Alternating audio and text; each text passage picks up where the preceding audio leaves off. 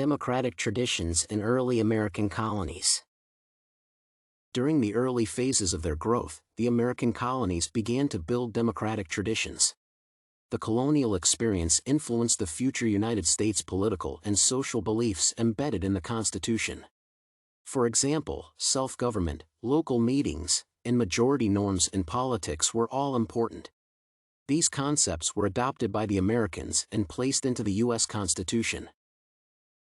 The Connecticut Compromise established the legislative framework and representation that each state in the United States would have. The agreement that established today's system of congressional representation is widely regarded as the cornerstone of the contemporary legal system in the United States. The Great Compromise further biased the Electoral College due to the disproportionate representation of tiny states. I believe the system should be updated to account for paper equality, real population distribution, and political power.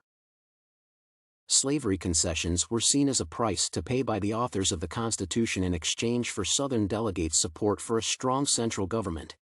They believed that if the slave trade were limited in the Constitution, South Carolina and Georgia would refuse to join the Union.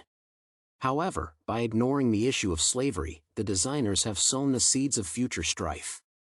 The developers avoided using this word since they knew it would taint the paper. However, this proved to be a mistake as further disagreement arose, and slavery flourished until an additional compromise was reached. Despite this, the Constitution is occasionally referred to as a document that legitimizes slavery.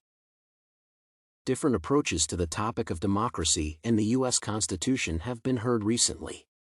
Some argue that the Founding Fathers wanted to establish a republic rather than a democracy. As a result, the Constitution's democratic ideals may and should be the subject of debate and reform. The other issue is Senate inequity, as well as a generally insecure system of checks and balances that does not function effectively.